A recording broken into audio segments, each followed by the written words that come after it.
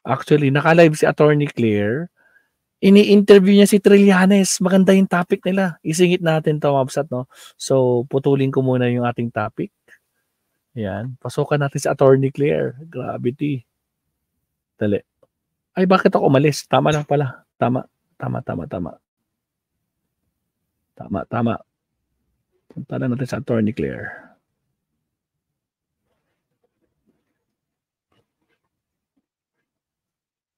Punta natin si Attorney Claire. Ongoing interview niya kay Trillanes. Pero syempre, umpisa natin ng konti. Ito. 5,000. Palabas nila, okay, parang casual, para. Yes, meron lang akong ibabati sa inyo Ito, Diyos Marhay na banggi, tabi sa imo, Sentry. Diyos Maray na banggi po. Yes. Salamat po sa inyo. Yes, ang husband ko po kasi is from Naga, kaya yun, turo sa atin yan. Yes, lucky po siya. Shout out, I'm Susan Panit. But anyway, batiin niyo po muna yung inyong maraming mga tagahanga ninyo na talaga sinubaybayan po yung ating itong gabi na to para sa Batas with Attorney Claire. Well, una-una nagpapasalamat ako kay Attorney Claire dito sa pagkakataon mag-guest sa iyong vlog. Alam nyo, kami ay taga-subaybay, mga kasamahan namin ay fan ng inyong vlog. So, sa ating po mga kababayan na suki rin ni Attorney Claire, magandang araw po sa inyo kung saan mang parte kayo ng mundo. I hope we will have an enlightening program this evening. Nako, mukhang marami talaga tayong mapag-uusapan, Sentry, no? Unang-una, syempre kasi ito nagtataka lang naman ako. 'Di ba, July pa po kayo nag-start mag-file ng plunder cases kay dating Pangulong Duterte and Senator Bongo and others. Yung una yung patungkol doon sa mga projects, no, yung build nila sa Davao na di umano'y nakinabang yung kanyang pamilya.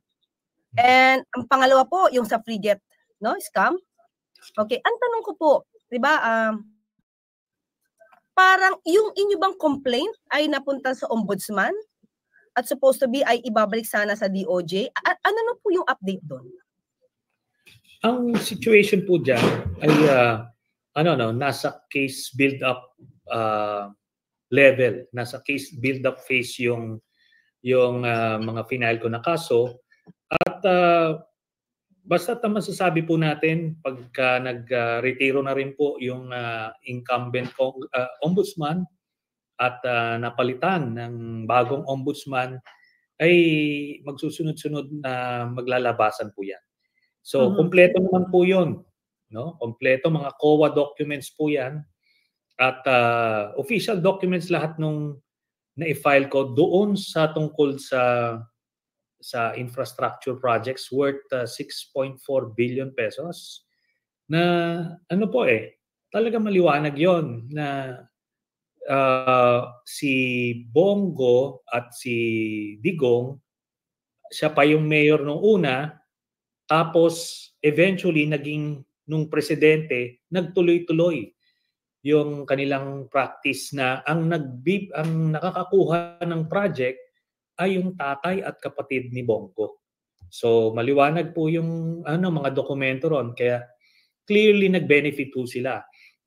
Doon kasi sinasabi doon sa yung alam niyo naman 'di ba yung sa plano meron threshold na pera na pagka ito ay napunta doon sa isang public official via conspiracy ay pagka lumagpas doon sa threshold na yun, let's say 50 million pesos, ito magko-qualify sa plunder. Ang karamihan kasi yung kagaya nung sa Napoles cases, ang naging challenge doon sa mga taga-ombudsman ay yung kung paano yung proof na nakabalik sa kanila yung pera na sila mismo, yung public officials concerned, ay tumanggap nung hihigit sa 50 million. So yun po yung nagiging challenge. Kaya yung iba na-acquit because of that technicality. Di ba? Pero kasi may may layering May mga dami na corporations or pinapasa, walang paper trail.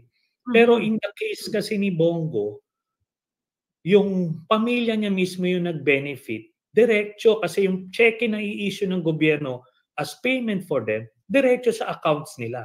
So talagang first degree of consanguinity ay tumanggap, nag-benefit yung pamilya mo. So yung problema na yun, yung challenge na yun, how to prove kung nag-benefit yung pamilya, wala na. Hindi na obstacle yun, hindi na challenge yun kasi sa kanila mismo diniposito yung kita, no? Opo. And at the same time, Sentry, di ba lumalabas na itong parang construction company ng father ni Senator Bongo, parang class B lang. So, supposed to be parang 10 million lang supposed to be ang pwedeng ibigay na project. Pero bakit nabibigay sa kanila yung malalaki na project na more than 10 million yung project price? Opo, kasi nagkakaroon sila ng parang joint venture project with parang partnership, no, ng isang AAA corporation. However, doon sa lahat ng mga documents, lahat ng mga kontrata, ang nakapirma yung tatay at yung kapatid. Kaya makikita mo na talagang front lang yung AAA company. At itong mga ito ay willing sila magsalita na hindi sila ang tunay na nanalo or ang nakakuha ng kontrata. So, yan po. Otherwise, kasama kasi sila Kasama sila dun sa conspiracy. So, in order to clear themselves, kailangan nila magsabi ng totoo na hindi talaga sila. Ang tanong ko lang, Sentry, di ba? Kasi kahit paano nasimulan nyo na, final kayo sa DOJ, ngayon nagbibuild sila ng case. Ang tanong ko, hindi ba pwedeng pumasok yung AMLAC dito? Kasi yung kay Alice Go, wala pa naman din case, pero nakapasok yung AMLAC. Actually, kung po, no? Sabi ko nga, ayoko naman i-preempt ito, pero merong nangyayari dyan behind the scenes. At importante dito, yung mga obstacles doon ay isa-isang nawawala. Aantayin na lang natin magretiro itong incumbent ombudsman para gano'n. Parang may naaamoy ako sa sinabi niyong hinihintay natin magretiro Sa akin, may observation din ako. Sabi ko, parang lumakas ang loob dati ni dating Pangulong Duterte na hindi maglabas ng SALN because of Ombudsman Martires. Yes. Is it because siya ang nag-appoint kay Ombudsman Martires? Kasi una, Supreme Court, the same time after mag-retire, bago mag-retire, pinasok sa pagiging ombudsman. Meron ba yung tawag dito, reason kung ba't kailangan nating hintayin muna mag-retire si ombudsman? Ganun na nga po yun. Maliwanag na yun. Yun na yun. Okay? Well, anyway, nung nakaraan po, Senator, nadinig ko po kasi kayo. Gusto ko itong susugan. After hearing you about this, niresearch ko siya. Kasi syempre, nung panahon na yun, parang baliwala yung mga news. Pero nung nadinig ko sa inyo to, niresearch ko siya. It's about David Bangayan. Davidson Bangayan alias David Tan. Hindi nyo lang ito masyadong na elaborate kasi may ibang topic yata kayo doon kay Christian Esquera. Yes. Siyempre, niresearch ko siya. So, way back, di ba, parang nako-connect na si Pulong Duterte with David Bangayan. Yes. Sila, kasi itong Port of Davao, lahat ng smuggling activities dyan, talagang kinontrol ng Duterte family. Whether rice yan, drugs, at kung ano-ano pang mga kontrabando, sa kanila yan. Meron pong part ng isang interview ni Arturo Las Cañas, yung lahat ng mga binibigyan nila ng payola at yung mga nakukuha nilang tara, no, para kay Pulong Duterte, siya mismo yung nag-iikot. Kaya yung nakuha namin yung mga ganong impormasyon, sino-sino mismo yung mga customs collector at iba't ibang opisyalis sa customs na binibigyan nila ng pera. So, kasama na yan. Lahat po yan, yung buong sindikato na yan, ay nakuha po natin yung impormasyon. Kasi yung na-research ko po, Sentry, Di ba, nung nag-witness siya, naging resource person si dating Pangulong Duterte sa Senado, mayor pa siya noon. Sabi niya, kilala niya yung muka. Parang, di ba, parang dalawa yung identity, yung name Davidson Bangayan alias David Tan. Sabi niya, hindi siya nagkakamali na yun yung tao, tinuro niya sa Senado. Sabi niya, parang pag pumunta yan sa Davao, I will kill him. Di ba? Parang ganon. Pupugutan ng ulo. Oo, pupugutan ng ulo. Pero may statement din po siya sa news. Ang sabi niya na, yung tao na yan, kilala sa lugar. Kilala siya dun sa town. In other words, mga tao, dandaw pumupunta and everything. Pero wala daw business permit sa Davao City. Pero pumupunta yata kada taon dahil may business. Ang tanong ko, Sentry, di ba, kung alam mo pala na pupunta na yan, every year, bakit hindi na pugutan ng ulo? Yun na nga. Una-una dun sa pagsabi ng pagpugot ng ulo, makikita nyo, parehas sila nung anak. Parehas sila ng si Sarah. Alam niya tayo yung mga ordinaryong tao, yung mga normal na tao, hindi mo maiisip yung even the term, yung pupugutan ng ulo. Kasi it's so, ano ba to? Masyadong karumal-dumal. Masyadong karumal-dumal. Na hindi na natin naisip. Pero sila mag-ama naisip nila yan. Anyway, ang punto rito, napaka-believable nung performance niya. Parang galit na galit siya. Parang yung sinasabi niya nung kampanya ng 2016, yung 3 to 6 months, ganito, papatayin niya, dahil papatayin ko kayo pagka adik kayo, ganon. Ito, ganon din. Biruin nyo, na off guard yung mga senador noon kasi sinabi niya, ikaw pagka tumungtong ka ng Davao, pupugutan kita ng ulo. Di ngayon, ang project niya noon is parang imposibleng kasangkot ito doon sa smuggling kasi galit na galit So hindi mo na siya paghihinalaan.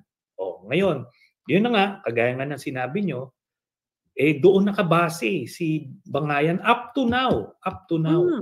Pero hindi naman ginagalaw kasi kasabwat po niya. Pero magaling magdrama si Digong na nadideceive niya yung tao doon sa mga galaw niya. Well, anyway, punta na tayo sa mga bagong mga incidents. Okay? Unahin natin kasi syempre, Sentry, yung ibang na-involve ngayon dito, miss na nyo Okay? Lalo-lalo na doon sa ito, yung latest na Senate hearing. Yes. Okay? Si dating Pangulong Duterte, marami siyang inamin. Okay? Inamin din naman din ni Senator ni Senator Bato ay nag-proliferate ng word na DDS. Pero inamin niya na may patayan. So, paano, sa tingin niyo po, Sentry, paano niyo makukonect na may patayan, may DDS, pero parang wala silang naresolba sa Davao ng patayang sinasabi mismo ni Senator Bato? Para di ba obligasyon niya dapat na alamin kung sino yung mga napatay para mawala sa isip ng media na may DDS. What's your take on that? Yun nga po, exactly yung analysis nyo. Kung ina-acknowledge mo na may patayan, tapos ikaw yung chief of police ng Davao City, so dalawa lang yan. It's either you're so incompetent na hindi mo mapigilan yung mga patayan na yun or kasabwat ka. Naspa. Diba? So pick your poison, ika nga. So in this case, alam natin na parte ito nung kanilang programa. So ito nga yung Davao template na sinasabi nila. At according kay Edgar Matobato at saka kay Sergeant Arturo Las Cañas, yung Davao Death Squad, sila yung heinous crime investigation unit ng Davao City Police. So yung nag-iimbestiga ng murder, yung heinous crimes, murder, rape, ay yung mismong mga miyembro ng Davao Death Squad. So that's the reason kung bakit wala nag-iimbestiga sa mga murder cases na ito. Kasi sila mismo yon. Pagka meron pumuputok na talaga na kailangan imbestigahan, doon sila kukuha ng mga fall guy o kung sino man. Kaya talagang protektado sila kasi sila mismo yun eh. Sila yung nag-i-investigate. So that's the modus. Ngayon itong Davao Death Squad na ito, parallel ito doon sa regular police organization.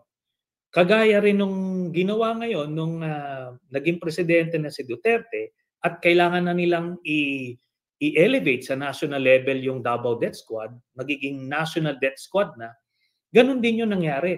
May parallel organization. May organization na ginawa through Leonardo at merong yung regular organization na under kay Bato. So, yun yung nangyari doon. Yun yung Davao template. Pero nadinig niyo marahil ito, no, Sentry?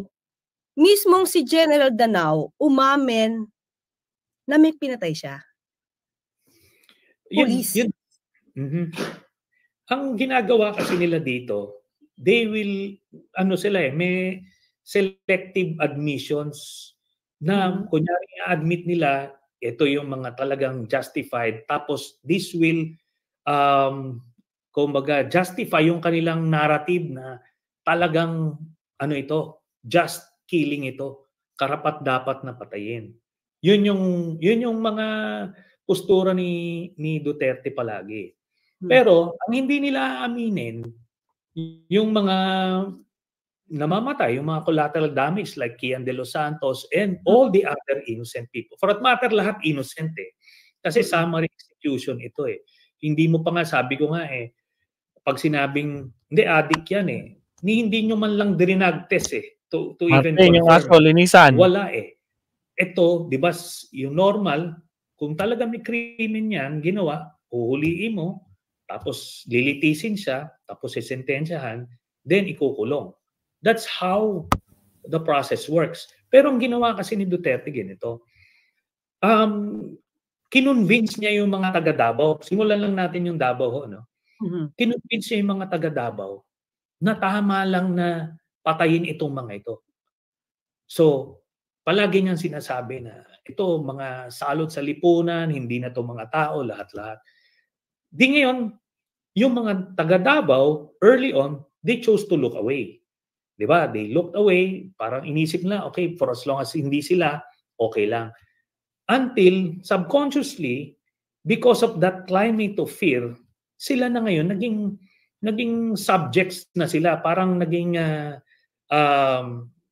mga alipin na sila ni Duterte subconsciously. Similar siguro ito, kung i-compare natin sa North Korea. Sa North Korea, kahit na anong hirap ng buhay, pero pag magpa-survey ka doon, siguro 100% si Kim Jong-un eh. Di ba? Because of fear. There is no other way. And wala silang basis to compare ano bang nangyari sa labas, ano ba yung freedom talaga. So ganun din sa Davao, nakasanayan na nila yung ganung buhay.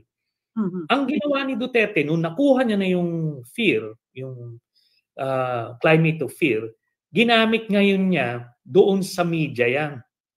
Kasi yung media, ito yung watchdog eh, ng society. So may mga hard-hitting na komentarista doon, hindi natatakot. Sinampulan niya ngayon. 2 komentarista yung tinumba. No? Aside kay Tupala, may isa pa, Soto yata yung So, ngayon, yung ibang media, wala na. Nag-behave na. Hindi na sila talaga mag-ano. Ang ginawa ni Duterte, may stick siya yung fear na papatayin, tapos may carrot siya. Binibigyan niya ng payola. So, kumbaga, kino-op niya yung iba. So, wala na ngayon watchdog. Yung civil society, natakot, pati yung simbahan, tapos kino-op niya lahat ng units ng AFP, binibigyan niya ng operational funds, lahat-lahat. So ngayon, wala nang magche-check sa kanya. Kaya ganun ang ginamit niya na ngayon doon sa mga kalaban niya sa politika, yung mga karibal sa negosyo, karibal sa negosyo ni Bongo, at yung partner nila, si Michael Yang, lahat ng mga drug pushers dyan na hindi kasama sa sindikato nila Michael Yang, yon pinapatay nila. So, para wala namang question kasi natakot na sila eh. Ando doon na yung climate of fear.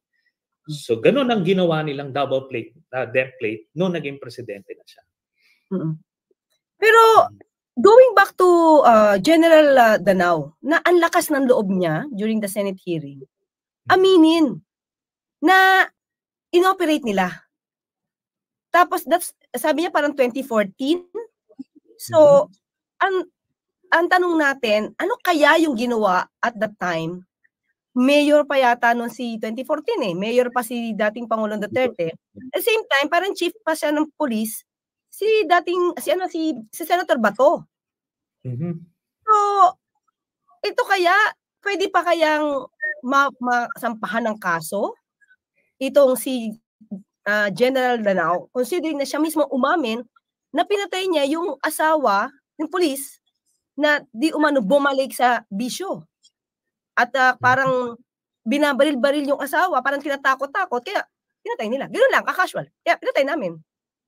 So, pero alam kasi nila dyan, Attorney Claire, no, na parang pinapalabas nila, okay, parang casual, parang ginajustify nila.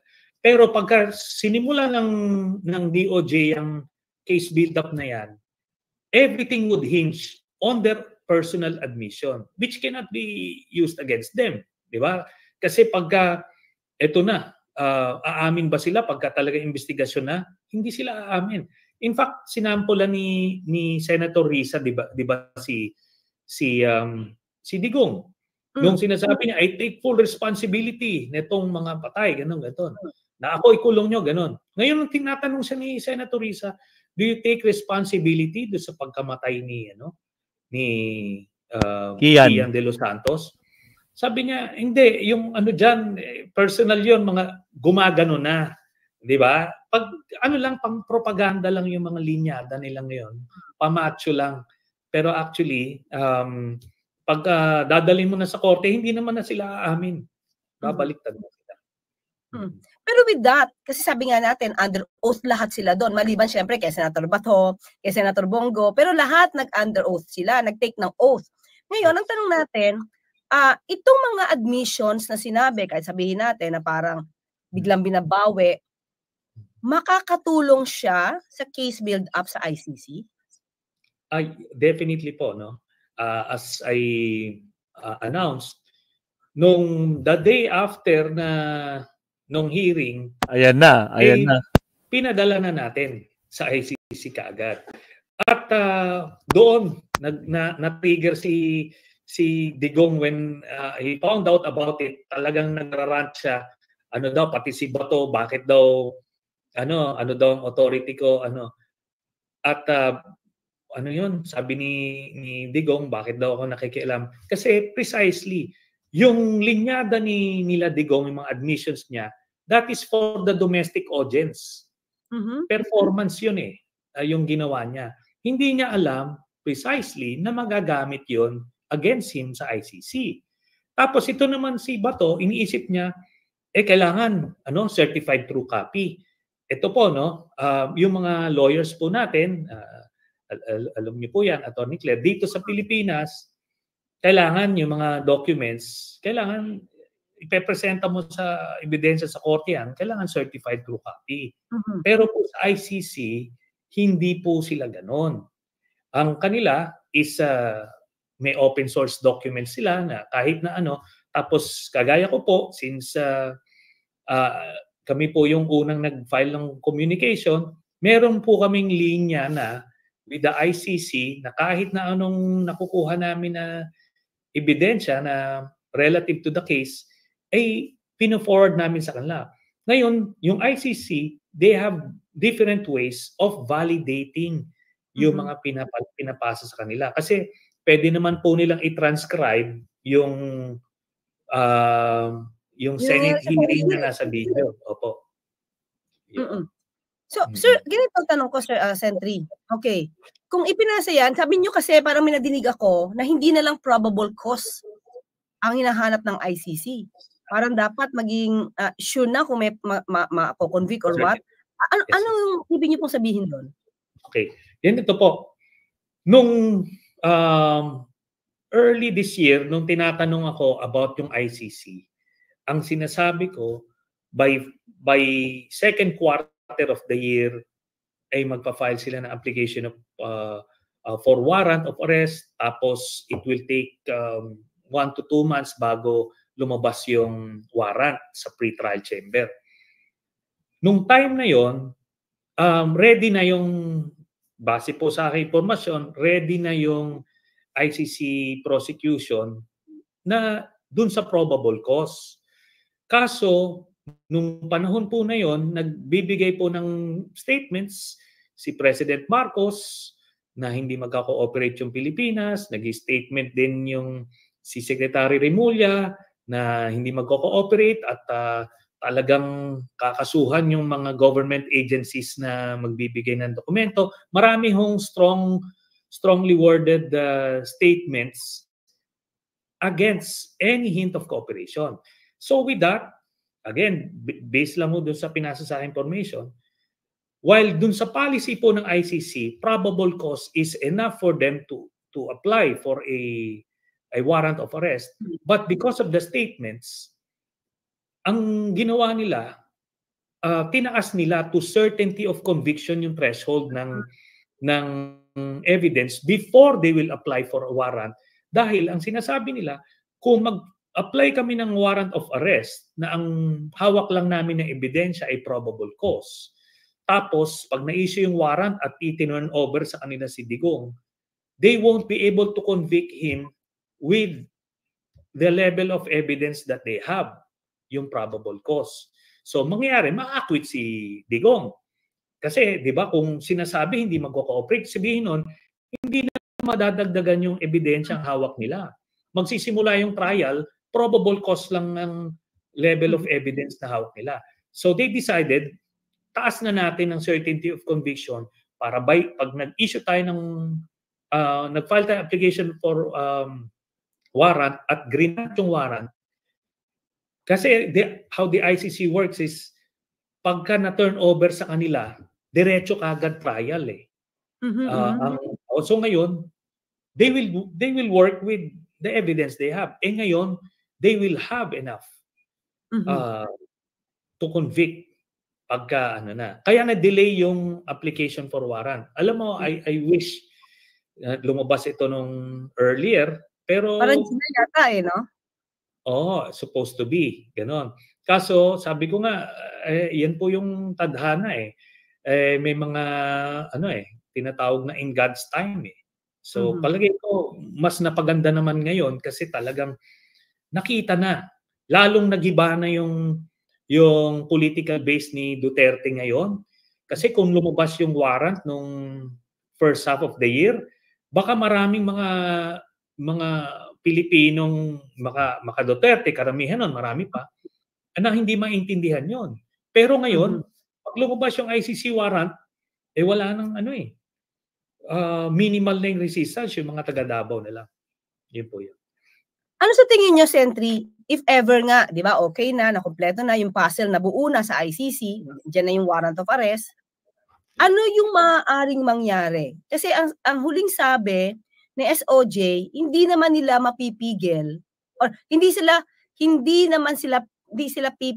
na makipag-coordinate sa Interpol. Okay? Yes. Ibang usapan daw yung ICC, basta yung Interpol, they will respect yung Interpol at makikipag-cooperate sila with the Interpol. So ano yung pwedeng maging scenario, Sentry, if ever may warrant of arrest? Tapos ang dating pong si PBBM ay hindi pa siya makikipag-cooperate sa ICC because sabi niya, as of now, wala tayong jurisdiction. So, ano yung pwedeng mangyari sa ganun? Ang gagawin po ng ICC, tama po yon.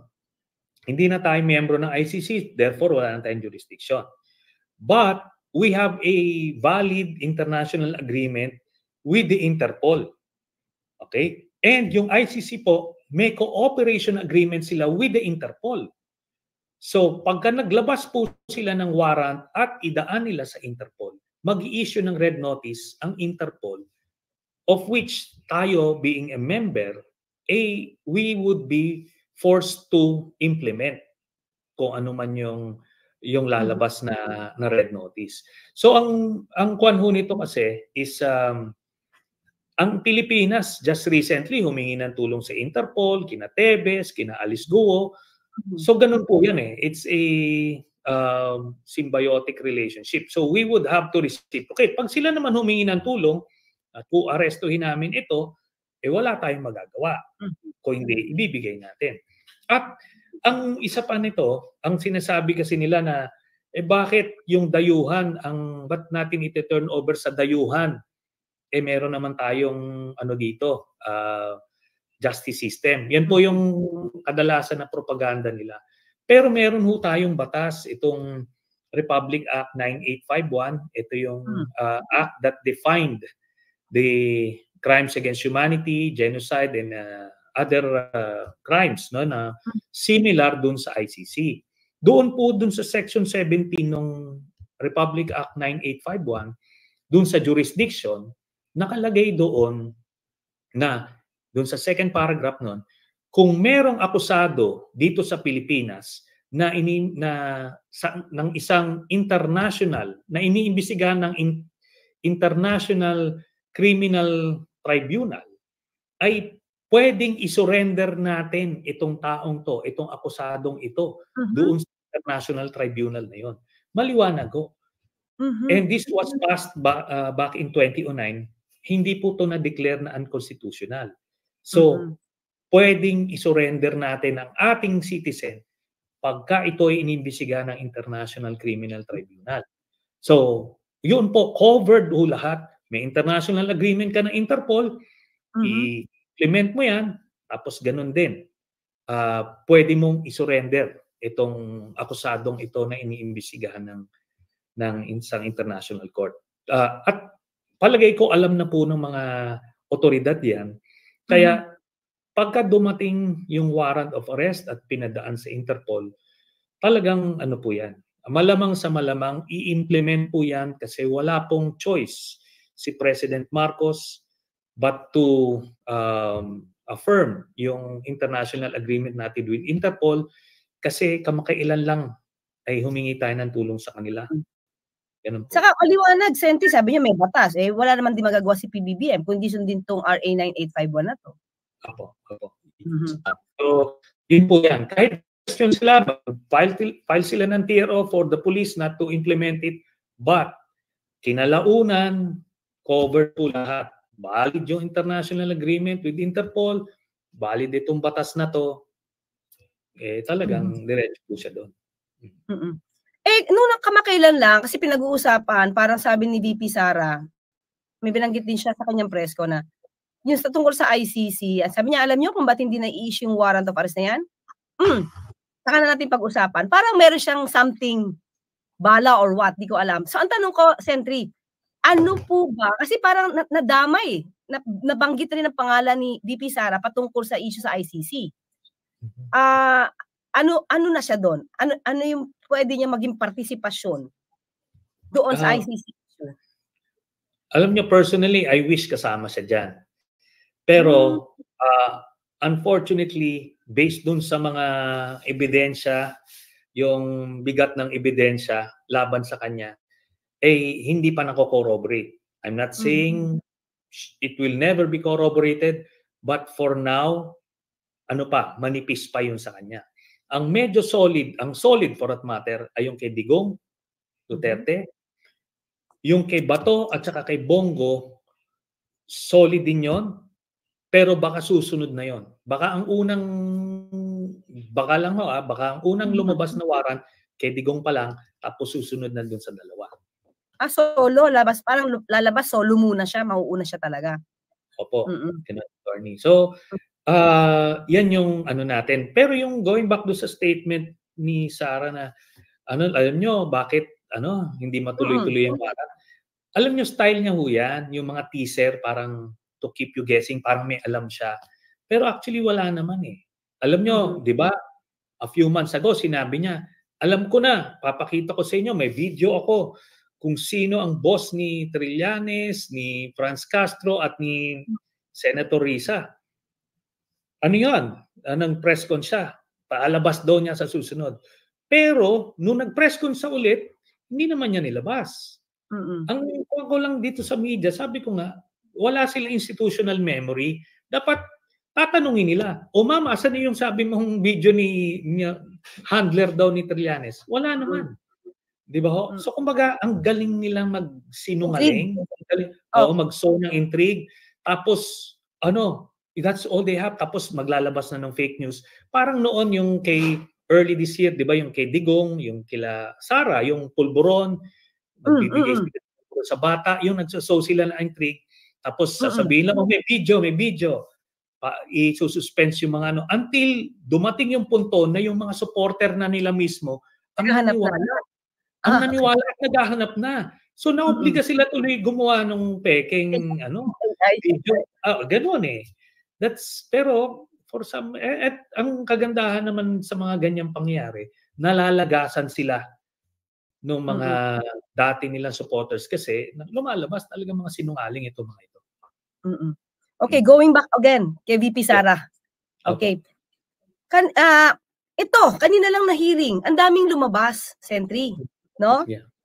Kung may reward system di umano, si dating Pangulong Duterte, mukhang may reward system din si VP Sara. Nagpapamigay siya, nagpapamodmo siya ng envelope na may lamang pera. Sentry, ito ba ay isa sa mga pwedeng grounds para, kasi alam ko parang kayo'y maghahanda ng pagsasampa ng impeachment. Nandun pa ba yung yung pag-pursue ng impeachment case? So, actually, ito nga po, nandito to. Yan. Gagawa na namin yan. No? Yan. So, maraming articles. Sinama po namin yan. At, in fact, parang living document siya kasi every hearing ng House, meron bago lumalabas. So, sa ngayon 26 articles yung nagawa namin. At kami naman po nakikipag-ugnayan. Kumbaga, hinahayaan namin na ang magsampa dapat nito ay yung House of Representatives. Kasi talagang sila yung may first-hand information. Ang magiging contribution lang po namin dito ay yung sa bank accounts. Remember po yung bank accounts na issue na nilabas namin nung way back 2016 against kay Duterte. Ang naging problema ni Sara doon ay joint account ang ginawa ni Digong doon. Kaya lahat nung na yon, money laundering activities na yun, kasama siya. Tapos marami po kaming nakitang mga doon, mga transactions na impeachable ito. Sasabihin nila na nangyari kasi kung ang sasabihin nilang depensa, yung mga bank accounts issue na nilabas ni Trillanes, panahon pa nung mayor si Sara. Pero it will establish a pattern of behavior, pattern of corruption, bribery. Ito kasi yung na-discover namin when she was a mayor of Davao City, nag-encash siya ng 2 managers checks under her name, no? So may paper trail ito. Tapos ang owner ng account na nag-issue ng manager's check ay isang drug lord associate ni Michael Yang. Kaya yon mabigat na paliwanag yon. So pagdating po nito sa impeachment trial, ay papatawag po yung bank executive, ipapaproduce itong cheque. Alam po naman natin, yung mga cheque lahat na yan, may copy ang ang bangko. Yan. So lalabas po yon, mako-confirm yung aming allegation. At so yan po, direct bribery yan, which is an impeachable offense, plus pa ho ito? Illegal drug trading kasi drug lord association. She will have to justify. Pag tatanungin siya rito, pagka defense na magpe-present, tatanungin siya, anong depensa mo dyan? Mayor ka noon, nag-encash ka ng manager's check sa isang drug lord associate, tapos hindi mo dineclare sa SALN mo, so paano lusot? Walang lusot yan. Paano to, Sentry? Okay? Sinasabi nyo nga na mayroong ganyang mga ebidensya. Hanggang kailan kayo maghihintay kung a-action yung House para magsampa ng impeachment? Meron ba tayong timeline? Meron ba kayong hinihintay? Na pag hindi ito nagsampa, sasampa ko na at kailangan may sponsor from the House. Wala naman tayong problema sa mag-sponsor, mag-endorso. Sabihin na lang natin na pag wala na akong nasisinghot na magpa-file, saka natin siguro ipa-file. So ngayon ho, may naamoy-amoy tayo na maaaring may mag-file. So ayaw naman natin makasira ng diskarte. Okay. Nabalitaan niyo rin po ba? Kasi siguro napanood niyo talaga yung buo na press con ni VP Sara. Sabi niyo nga, parang sabi niyo ba dati si PBBM parang mabait yata sobra kay VP. Nadinig niyo ba kung paano niyang sinabihan? I just want to know your take on this.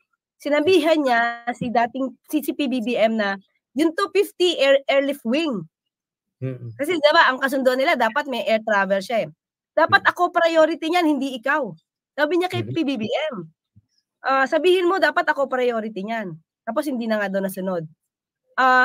Sino ba talaga dapat ang gumagamit itong 250 airlift wing na to? Meron kasing I don't know the exact unit pero kasi yung presidential airlift wing yata yan yung 250. So presidente. So ang priority yung movement ng presidente. Pero yung presidente may choose to use yung mga chartered planes tapos may ibang gagamitin as appropriate. Pero ang dun sa kasi ng portion na yung press conference ni Sara, ang sinasabi niya, sabihin daw dapat ni presidente doon sa commander. Hindi naman kailangan sabihin yon. Kung itotoko sa kanya yung helicopter, kailangan kasi may political backlash yon kung lumabas yun na ginagamit niyang private helicopter yung na yon. Hindi pwede yon. Oo. Tapos mangyayari pa on the spot pa na yung presidente nagbigay ng verbal directive na di ba? Yung mga ganon, dapat lang yun hindi na put into writing or any official. Pero siya, gusto niya kasi nga nasanay siya I think ito kasi nung pinalaki, parang alam niyo yung batang na spoil na pagka hindi mo binigay yung gusto niya, yung maglulupa sa sahig, alam niyo yun, magte-temper. Kaya bibigay mo na lang kung para tumahan. Ganun siguro ito kaya ganun siya mag-demand, kailangan ibibigay. Kasi sabi ko, very unreasonable yung mga demands niya and the way she expects people to submit to her whims and mga kapritsyo niya. Kaya doon mo makikita yung psychological profile nito na may problema right from the very start. Kaya nung nadinig ko yun, Sentry, na sinabi niya, ikaw mag-utos siya kasi ikaw presidente, di ba? Parang may sinabi pa siyang ganon. Naisip ko tuloy kung paano niyang hiniling yung 125 million na confidential funds. Kasi as early as August, parang kinukulit na yata niya si PBBM, nabigay lang December. So, kung ganun niya utusan si PBBM, paano niya pa kayang ni-request yung 125 confidential funds na by hook or by crook dapat makuha niya?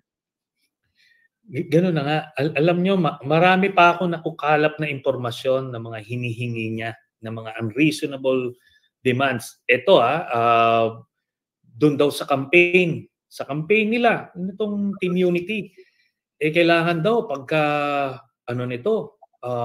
doorstep to doorstep, susunduin siya, private jet, tapos kailangan daw merong depende kung ano gusto niya for that day. Minsan may shake shot daw na burger tsaka na shake na gusto niya or minsan may sibulitsyon. Basta talagang parang artista na yung may trailer na kailangan diva ang tingin niya sa sarili niya. Ganon daw ito mag-demand. So, yun. Kasi Sentry, as of now, sa pananalitaan naman ni VP Sara, pakiramdam niya talaga na siya yung nagpanalo kay PBBM. Kaya siguro ganun siya makahiling. Yes, pero dapat alam mo yung lugar mo. Di ba? Kung alam niyo kung yung normal na tao, alam niya yung lugar niya. Iba yung mag-request, iba yung mag-demand.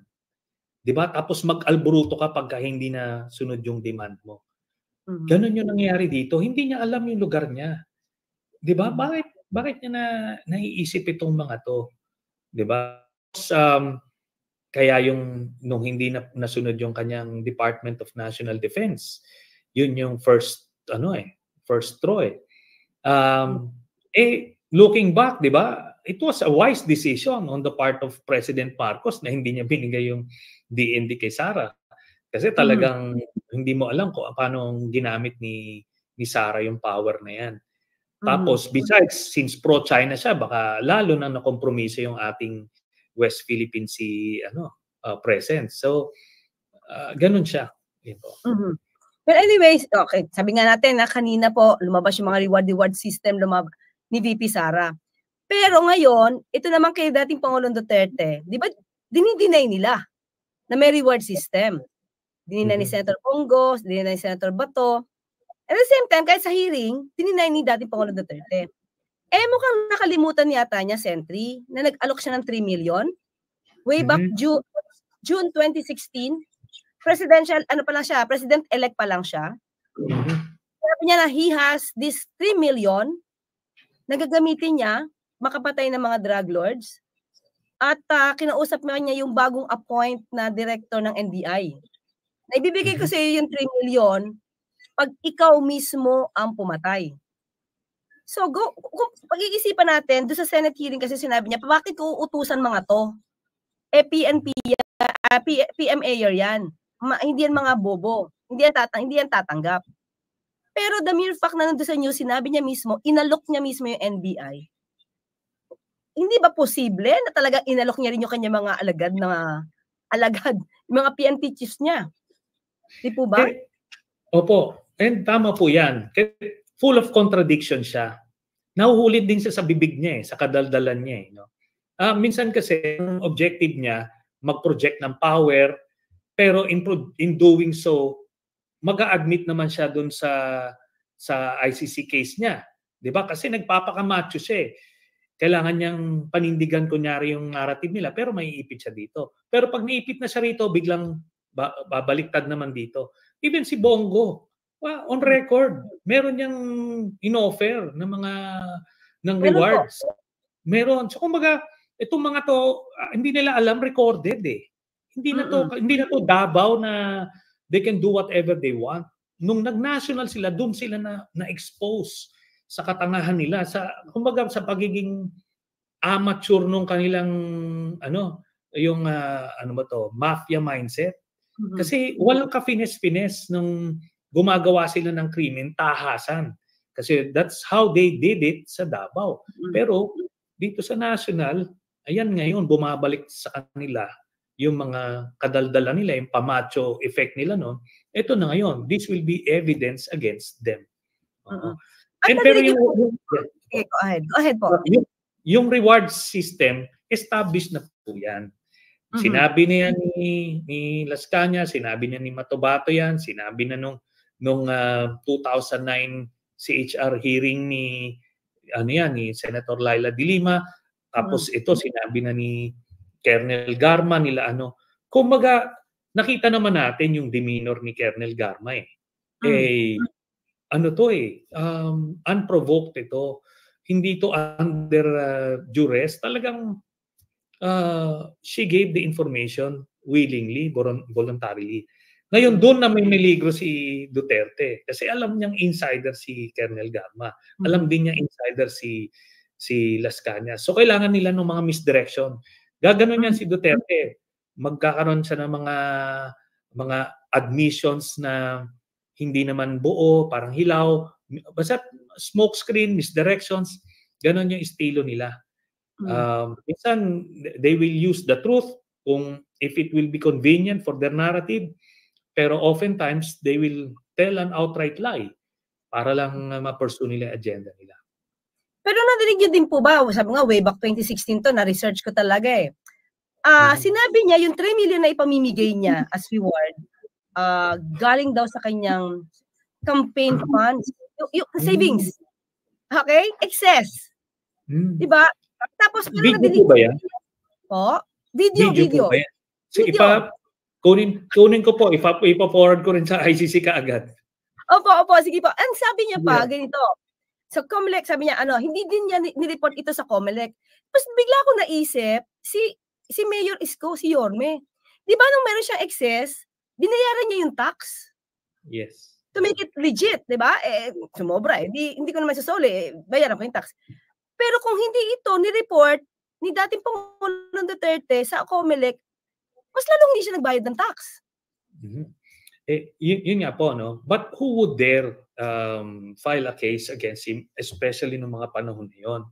Di ba nakita nyo, living in fear yung mga karamihan ng Pilipino, tapos lalo na yung mga ehensya ng gobyerno. Biruin nyo, sabihin niya dun sa COA, sabihin niya dun sa mga itulak nyo sa hagdanan yung mga COA, na yan. Ganyan, di ba? Tapos, sinabi niya sa mga pare, mga bishops, pagbabarilin niyo yung mga pare niya, mga bishop na yan. At merong namatay talaga, nasampulan po na pare. Kumbaga, ginagamit niya itong mga ito, yung climbing to fear para ma-consolidate niya. Pero ano po, hingin ko po yung video kung may makuha kayo. Sige po. Opo, magagamit po yan. Pati nga yung kay Bongo na sinabi niya na yung reward system no way back 2019 meron din po ayun sige po ibibigay ko agad kay Abby po. So ito Sentry, may umiintriga sa iyo pero hindi ito hindi naman to mainstream kaya nadinig ko sa ibang vlogger. Ang sabi nila, remember po nung sinabi si Colonel Grijaldo, punta tayo kay Colonel Grijaldo, na pinipilit daw sila ni Don Congdan na parang i-affirm yung about sa reward system. May nagsabi, di ko alam kung nadinig niyo, baka ako lang nakadinig. Nandun daw kayo. Hindi po totoo yan, no?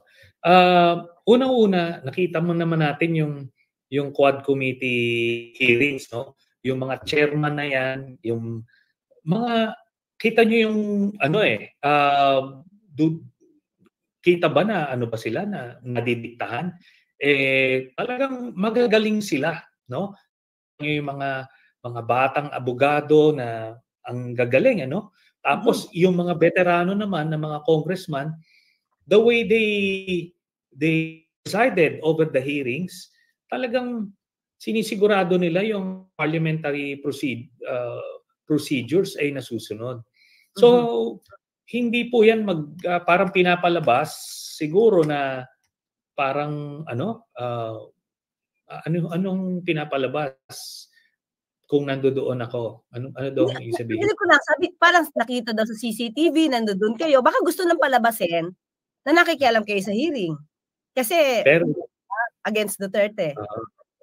So, pinarating din sa akin yan. Unang-una sabi ko nga, kung nandoon ako, what's wrong with that? There's nothing illegal about it.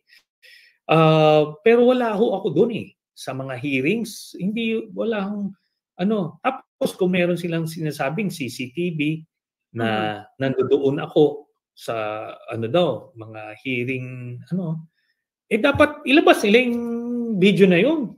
Labas nila yung CCTV, di ba? Napakadali naman ho nun. Yun nga lang, kaso ganyan ho sila. That's how they misdirect. Tapos they're hoping na kung iintrigahin ako, maapektuhan yung credibility ng Quadcom, hindi ho, nakikita ng mga Pilipino marunong mag-discern yung mga kababayan natin kung ano yung totoo sa hindi. Iyon po. Pero nakita niyo na ba? Ito matagal na rin po, hindi ko alam kung nakita niyo na umamin si dating Pangulong Duterte na into making intrigues talaga siya. At sanay siyang magplanta ng ebidensya. Nadinig niyo na po ba yon? Video yon. Yun pong early part ng administrasyon niya, yun ba yun? That when he was a prosecutor, so yes. Yun. So, di ba, hanggang ngayon, syempre, if you're into that, at naging eksperto ka sa paggawa ng ebidensya, ayun, na ano tuloy, na biktima si Senator Leila de Lima. Ganun na nga po mismo. Pero ito, no, yung ginawa kay Senator de Lima, yung ginawa ho sa akin, yung sinabing meron akong bank accounts, tapos inamin niya, inimbento lang niya. Pero he can always get away with it. Napansin niyo ho yun? Na kahit natahasang pagsisinungaling, ito lang ho very recent, nung, di ba, January 31, yung sinabi niya, pinagmumura niya si President Marcos na bangag, ganito, minura niya. Tapos just a week after, nag-press con siya, hindi naman daw niya sinabi. Bakit naman daw niya sasabihin yun? Hindi daw niya sinabi. Ito, tahasa na magsinungaling, no? Kaya nga sabi ko, ano ba itong mga supporters pa ni Duterte? Ano ba? Mga talagang kulto na no? Kasi kahit nagsisinungaling lang sa harap nila, pero they can find a way na mapatawad or intindihin na hindi mabigat na kasalanan ginagawa ni Digong. Pinalakpakan pa nga po si Sentry nung inamin niya na meron siyang pinatay, tapos nagmumura palagi. Pinapalakpakan pa siya sa Senate. Sa Senado, doon sa hearing. Isang naging problema ho yun. Dapat yung nung nagsimula yung proceedings, kailangan binigyan na ng warning yung mga audience doon. At alam ko, dapat wala akong mga palang nakakapasok doon. Pero apparently, it was really, was this a play nitong grupo nila Duterte na gawing platform yung Senate Committee na yon para ma-revive nila yung narrative nila at ma-boost yung moral ng kanilang kampo. Kaya yan, may kapala, tapos na-outmaneuver at na-outnumber yung mga mga moderate at mga neutral na senators. So, yung play ngayon nila Duterte, yung nangyari, kasama na yun, yung magpapalakpakan. Parang, alam mo yun, may implicit approval yung general public. When in fact, yun lang naman mga tagapalakpak nila yung nandoon na natutuwa dun sa sinabi niyo. In a way ba, naging mahina ang dating ni Mr. Chair, ni Senator Coco, at the time kung paano niya i-handle yung hearing? Ako, I'll be, nakasama ko yan si Senator Coco nung iniimbestigahan namin si Vice President Binay. At the way I observed him, parehas yung demeanor niya.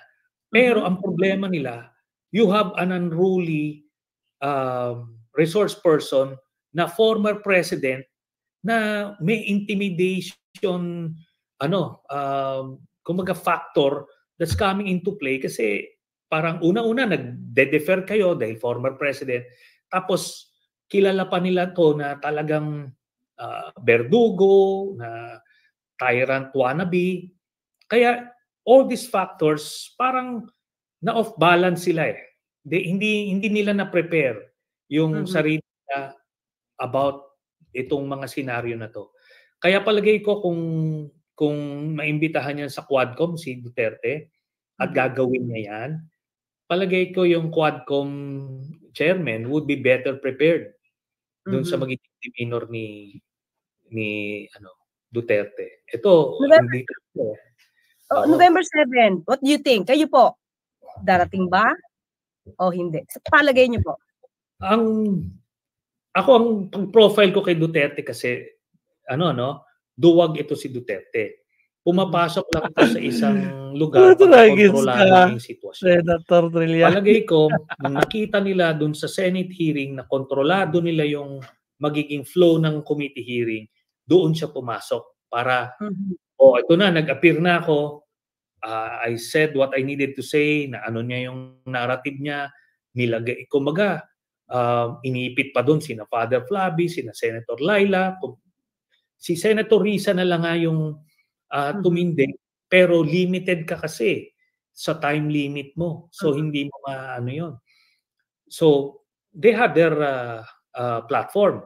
Pero sa House, sa Quadcom, hindi mangyayari yan. Wala silang mga galamay doon na pwede nilang ma-replicate yung nangyari sa Senate hearing. Kaya ang assessment ko ay hindi ito tutuloy dahil duwag nga yan si Duterte. Inulit pa. Okay, now. Duwag pala si Duterte. Kayo naman ngayon ay tumatakbo bilang mayor. Doon na tayo sa Caloocan. Yung Caloocan po, nako, tayo po yung naging presidente po ng Integrated Bar of the Philippines, Caloocan, Malabon, Navotas. Kaya love na love ko yung Caloocan. At matagal din po ako nag-office dyan at yung tatay ko din dyan nag-office sa Baliwag Transit Lawyer siya before nung nabubuhay pa. So ngayon ang tanong ko, sa pag-iikot nyo, kasi may nakita akong news na parang meron isang barangay captain na parang nahihirapan kayo, ayoko yung patuloyin. Ano yung mga experience nyo ngayon sa pag naglalakad kayo sa Caloocan? Generally, yung mga taga-Caloocan po, very warm po yung reception. At nararamdaman po nung kalabang ko yun na hindi niya mapigil Kasi ang galaw po namin ay hindi kami dependent sa mga public places na kailangan mo magpaalam doon sa barangay captain. Itong kapitan na to, medyo na OA lang siguro, gusto magpakitang gilas. Akala niya, magrarally kami doon sa harap ng palengke. Hindi, market visit, umiikot kami. Kaya hindi rin niya kami napigilan kasi nobody can stop anybody from walking around the market. So yun, no? Pero nangiipit sila, yung mga simpleng mga tarpaulin, tinitake down nila, tapos tinatakot nila yung mga tao na pagka daw nag-express ng support sa akin, tatanggalin sila doon sa mga katanggap ng ayuda. Yung mga ganong, mga pang-probinsya ho na na warlord tactics yung ginagawa pero sabi ko kung kay Duterte hindi naman ho kami natinag dito pa no kaya naman po ito. So but we're just very happy na very warm po yung reception ng mga taga Caloocan at naghahangad na po sila ng pagbabago kasi alam niyo po yan, Attorney Claire, kung gaano ka backward ang Caloocan compared sa iba't ibang city sa Metro Manila. So anong pagbabago? Kasi syempre ayoko na lang sabihin dito. Matagal ako sa Caloocan. Anong pagbabago ang pwede niyong ipangako sa mga taga Caloocan? Yung social services po. Alam niyo sa Caloocan, kumpara niyo sa iba't ibang city sa Metro Manila, dito sa Caloocan ang pinakakawawa. Wala hong mga regular benefits. Ang mga taga-Caloocan, mga senior citizen, kabataan, wala po, no? And yet, yung supposed to be on paper, ang Caloocan po is one of the richest cities in the whole country. No? Pero talagang because of corruption, talagang hindi napupunta sa tao. So yan po yung babaguhin. Tatanggalin ng corruption, tapos yung pera na makakalap ay diretso po sa mga mamamayan. So iba't ibang programa po yan para sa senior citizens, estudyante, sa mga manggagawa at lahat. Tapos gagawin po naming business friendly ang Caloocan. That will generate jobs, no? Kasi maingganyo sila, no? We will waive yung fees and taxes for new businesses for the first 2 years para mag-set up shop sila doon and mag-generate ng employment yan. Bababaan po namin yung real property tax kasi ang ginawa po 300% ang tinaas ng real property tax sa Caloocan. Tapos because of that ngayon bumaba yung tax collection efficiency. Kaya pala tinataas itong mga ito, yung mga taxes, kasi nangungutang sila. At ginagawang collateral itong mga revenue generating measures bago sila pautangin. So, ganun po ginagawa. Tapos pag nakautang, magpapagawa ng mga building kasi malaki po ang komisyon doon. Hindi naman napapakinabangan ng mga tao. So marami po, di ba? Lubak-lubak po yung mga kalye, grabe ang basura, grabe ang baha. Tapos, grabe ang mga nangungutong. Ang peace and order isa sa pinakamataas ang crime index, ang Caloocan, no? So, talagang may breakdown halos na ng governance Yun. Hindi pala ngayon business friendly ang Caloocan kasi parang ang alam ko business friendly sila doon sa mga namumuno, ang daming businesses. Yan po, no? Sila hindi nila papapasukin yung karibal ng mga negosyo nila. Or kung may papasok, kailangan meron sa sosyo. Kumbaga pang probinsya na mindset, yung mga political warlord sa probinsya, ganun ho. No? Pero for a city, ang napakalaki ng potential, na siya, na-choke yung mga negosyo. Kaya marami nagre-relocate kasi hindi na business friendly. So because of that, ang daming ang labor force po ng Caloocan.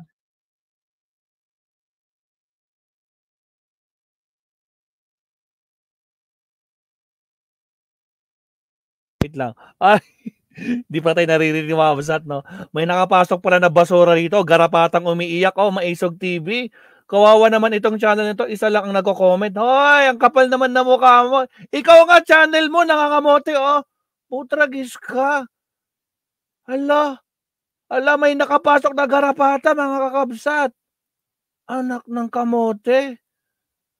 Anong laman ng channel mo? Putragis ka. 4,000 subscriber, tapos ang viewers mo, 6 views, 49 views, 29 views. Anak ka ng kamote. Anong meron laman sa channel mo? Basura no views. 3 weeks ago, no views. Putragis ka, basura ka talaga. Ito? Anak ka naman ng kamote. Ano ka? Yung maisog nyo, wala na. Mga garapata talaga kayo. Anak ka ng kamote. Nagkamali ka ng pinasukan. Mga nako, iyak pa more. Tuloy. Pero nagtatrabaho sila sa Pasay, sa Makati. So, ganun po ang predicament. Sentry, nakita mo na ba yung Hall of Justice?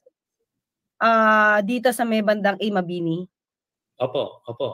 Nakita niyo yung mga courts doon. Although alam ko dapat sa Supreme Court ito pero parang alam ko dapat meron din participation yata yung local. Tama ba ako? Meron ho. Pwede kayong mag-provide ng Hall of Justice para sa mga RTCs, MTCs. Pero ito na nga, isa nga sa kumbaga talagang pinabayaan po ang Caloocan. For 12 years, sabi ko nga, alam nyo, kung hindi lang ako na-invite last year to consider running for mayor, doon ko lang nakita yung talaga, iba't ibang problema ng Caloocan. Kasi alam nyo, since national naman ako, official, national public official, so ang concern natin buong Pilipinas. So hindi natin ganong nabibigyan ng atensyon. Pero ngayon nakita ko yung problema. Sobra hong iba't aspeto, whether yan sa Hall of Justice. Tapos pag napunta ho kayo doon sa North Caloocan. Opo. Grabe ho doon ang sitwasyon. Ang problema pa po. Sana nga pag pinalad at kayo ang pinagpala na manalo. Sana yung Hall of Justice isa na lang. Kasi meron dito sa may Mabini, meron sa North Caloocan. Tapos lahat doon halos parang dilapidated na yung mga buildings. Tapos siyempre po, katulad niya, yung escalator dito sa Hall of Justice sa may Mabini, hindi yun gumagana. So paano na yung mga PWD? Diba? Tapos ang dumi-dumi niya talaga. So, ano kaya yung participation ng local? Parang hindi siya nalilinis. Halos pumupunta tayo doon. Tsaka may fire hazard. Nakikita niyo yung mga nakatambak na mga files doon. So, kumaga, sige po, maganda po yung input ninyo, isasama po namin sa aming magiging programa. Kasi, kuwan po yan. Talagang essential element yan ng development ng isang syudad like Caloocan. Sentry, isa na lang. Bakit hindi nyo pinili na magsenador? Well, maraming mga kadahilanan, pero ang isang dahilan nga doon is nung ako ay inimbita na ikonsidera, hinikayat ng mga taga-Caloocan na ikonsidera na tumakbo ng pagka-mayor, tinignan po namin yung sitwasyon sa Caloocan. So namulat po ako doon. So parang nainganyo na ako na tumulong at ayusin yung Caloocan. At the same time, yung national yung national political environment is not conducive for another run in the Senate, no? Yung campaign politics ko ngayon resource driven na. Hindi ka mananalo ng kung wala kang at least 1 billion pesos. And pagka hindi ka kurakot, hindi yan readily available for you. I'm not saying that sa iba, no, baka magaling sila mag-raise ng funds, pero hindi po ako magaling mag-raise ng funds. So yan po yan. Tapos pagka hindi na national yung aking posisyon, I can fire away at I'll continue to fire away kay Duterte, no, na wala akong pakialam dun sa boto ng Davao at Mindanao. Pero kasi kung tatakbo ko ng national at aalagaan, hindi mo titirahin si Duterte kasi baka hindi ka makakuha ng boto sa Mindanao, that will affect me in my yung aking advokasya. Pero this way, local yung tinatakbuhan ko, iba ho ang issue ng local electorate, I can fire away na wala akong fear ng retribution ng mga maka-Duterte. Pero pag walang tumakbo na katulad nyo sa entry sa Senado, mukhang tatambak yung ganong klaseng mga senador ngayon. Parang puro grandstanding lang. Well, let's hope not, no? Anyway, ano pa naman tayo? And malay mo may correction. Alam nyo, nakikita natin sa kasaysayan ng Pilipinas, may correction nagko-correct siya Nakikita nung tao yung so sa next election, bumabawi siya, And let's hope. I'm still an optimist, no? Siguro, some people would find that parang unusual kasi nakita ko talaga yung baho at dumi ng Pilipinas, pero I remain optimistic kasi nandito pa rin naman tayo, di ba? There are people like you, Attorney Claire, na continue to be a watchdog ng lipunan at maganda ho yung napapaliwanag nyo, na-breakdown nyo into layman's terms yung mga issues at sila, namumulat marami ho. Thank you po. Actually, sabi ko nga dito sa mga ka-clear, dito sa natin, sa channel natin, hindi naman ako naninira ng tao, kahit sino yan. Ang problema kasi may mga news. At yung mga news na yun, dapat natin i-analisa. Diba? Hindi tayo gumagawa ng kwento dito kasi lahat siya na nakukuha natin, binabasa lang natin kung ano yung, kasi diba mas masarap idig deeper. Bakit niya sinabi yon? Bakit ganon? So doon lang naman. Pero sabi na, hindi ka kasi ganyan kasi anti-Duterte ka. Sabi ko, binuto ko nga siya. Mukhang nagkamali lang po ako. But anyway, Sentry, ang dami-dami niyo po. Halos umabot po tayo halos ng 8,500 live views. At sila po talaga ay naghintay sa inyo. Baka gusto niyo po silang i-greet bago tayo magpaalam. Attorney Claire. Lahat po ng mga ka-clear ni Attorney Claire, maraming salamat po sa patuloy na pagsuporta nyo sa vlog ni Attorney Claire Castro, no? Marami kayong matututunan at well-researched po yung mga ninyo, mga episodes ninyo. Kaya marami rin kami natututunan yung mga namin. So maraming salamat po for this opportunity. And ito po, nagbo-voluntary na ako sa inyo, Sentria.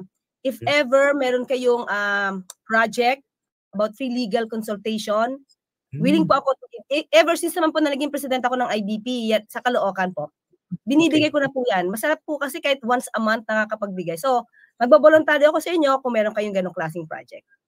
Okay? Sige po. I'll take note. Thank you po. Sentry, thank you po. Hindi ito ang huli kasi marami pang mga news na kayong kailangan talaga naming ma-interview. Okay po? Opo. Muli, sige po. Maraming salamat at yun, marami pong natutunan, maraming naungkat, maraming kaming nalaman pa. Muli, Sentry, maraming salamat. Salamat, ma'am. Okay, mga ka-UB, mga ka-clear, So ito na, mag-e-end tayo dito. Sana kayo ay marami tayong natutunan. Kasi lahat naman ng pinag-usapan natin dito, marami tayong nalaman kasi pinag-usapan naman natin dito ay base sa mga naganap, base sa mga news, at hindi gawa-gawa lang. At ito na may based din sa mga observation natin. Okay. Mga ka-clear, pasensya, hindi ko tanong iba syempre, tuloy-tuloy tayo ng kwentuhan, di ba? Sabi ko nga, kulang. Ito mo, 10:45 na, oh. Gusto ko pa maraming itanong. Di bale, don't worry. Marami pa tayong mga maaaring pag-usapan at sa susunod, wag din kayong bibitaw. Almost umabot tayo almost ng 8:5 live views. Kaya maraming salamat sa mga nagpuyat at sana lahat tayo mamulat kung ano bang dapat na gawin natin para sa ating bayan at para sa ating sarili. Hindi tayo dapat nagiging panatiko. Dapat panatiko tayo sa bayan. Okay, paano mga ka-clear? Kung aking mga MIB, saka ko na kayo babatiin muli, pero maraming salamat ha, mga aking MIBs. Thank you at sa mga ka-clear. Sa muli, magkarinigan tayo. Ako po sa Attorney Claire Casio Papalalang, magtulugan ninyong karapatan. Bye! Salamat, Attorney Claire. Alright. So, ayan, grabe, napakinggan natin si Senator Trillanes na naman. With Attorney Claire pa talaga, no? Tapos sinabihan itong Digong na duwag. Talagang tinanong ni Attorney Claire kanina kung a-attend ba siya a-attend ba tong si Digong sa Quadcom. Naku, sabi niya maduduwag yan. Anyway, yung nakapasok dyan na maisog, kasi na yung maisog nyo, di ba? Wala na, lusaw na nga kayo, di ba? Iyak pa more. Anak ng kamote. Tapos yung channel mo, hindi man lang napapupuntahan. My goodness. Anak ka ng kamote. O tuloy, sinabihan ka tuloy ni Ma'am Just You and me na mali ka yata ng pinasokang LS. Alright, Ma'am Sat. So it's already 11 p.m. So maraming salamat po. So ganun lang kasimple ang ating live stream for today. So may kailangan kasi rin akong habulin bago kasi matapos tong gabing to, kailangan matapos ko yung dapat kong tapusin. But anyway, thank you very much po, no? Hindi tayo nakapag-live kaninang umaga, buong araw, kasi nga may tawag nito, nakasiklib ako today. Tawag nito, medyo masama yung pakiramdam natin. But anyway, ito po, maraming salamat po. Sinong habulin ko, Kabsat? Ayun lang, batay tayo dyan. Channel ba yun? Yes, channel yun. Meron siyang 4,000 subscriber. Nakita ko. Chinek ko nga kung basura Basura talaga. Mas basura pa siya sa basura. Umaaling-asaw. So anyway, Mabsat, again, thank you very much. Good night. Kita-kits tayo na lang bukas siguro. Tingnan natin kung anong mapag-usapan natin bukas. Pero kanina talaga nagulat tayo sa mga nangyaring hearing kanina dyan sa public fund hearing na hindi na naman dinaluhan ni Vice President at saka kanyang mga alipores, di ba? Talagang lumabas na naman. So a total of 612 million ang total na gastos ng confidential fund. Nako, Pao! Malala talaga, malala. Kaya nga, abandon ship na sila. Nagsisikalasan na sila. Pati yung kanyang spokesperson, kumalas na din, di ba? Tapos yung chief of staff niya, nako po. Anyway, mga Kabsat, again, thank you very much. Again, good night. Thank you very much. Again, Attorney Claire, maraming salamat. Hanggang sa muli sa pagkikita na Maestro Paul is signing off. Paalam, bye-bye.